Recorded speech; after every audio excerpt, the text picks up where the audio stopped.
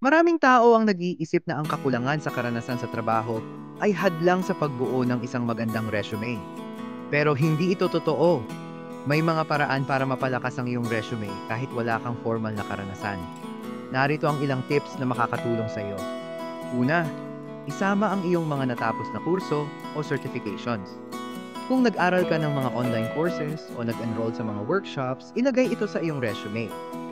Ipinapakita nito na ikaw ay proactive at handang matuto. Halimbawa, kung nag-aral ka ng graphic design o digital marketing, kahit na hindi ito bahagi ng iyong trabaho, mahalaga pa rin ito. Pangalawa, huwag kalimutan ang mga volunteer experiences.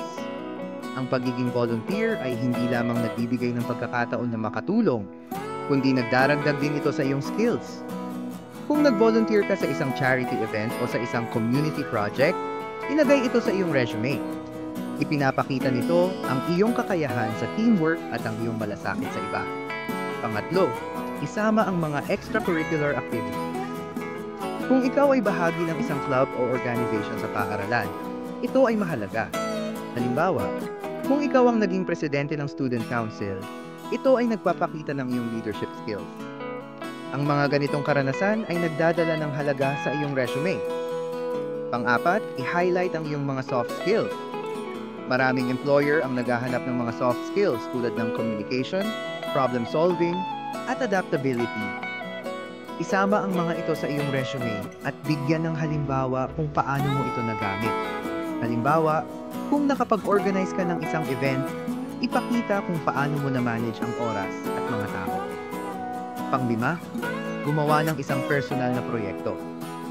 Kung may passion ka sa isang bagay, tulad ng pagsusulat o paglikha ng mga video, simulan mo ito. Ang mga personal projects ay nagpapakita ng iyong creativity at dedication. Ipakita ang mga ito sa iyong portfolio o resume. Huwag kalimutan ang networking. Makipag-ugnayan sa mga tao sa iyong field. Ang mga koneksyon ay maaaring magbigay sa iyo ng mga oportunidad na hindi mo inaasahan. Minsan, ang isang simpleng coffee chat ay nagiging daan para sa isang internship o job offer. Sa huli, maging tapat sa iyong resume.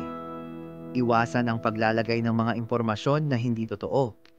Ang integridad ay mahalaga sa anumang industriya. Kaya, kahit na wala kang formal na karanasan, maraming paraan para mapalakas ang iyong resume. Gamitin ang mga tips na ito at ipakita ang iyong halaga sa mga potential employers.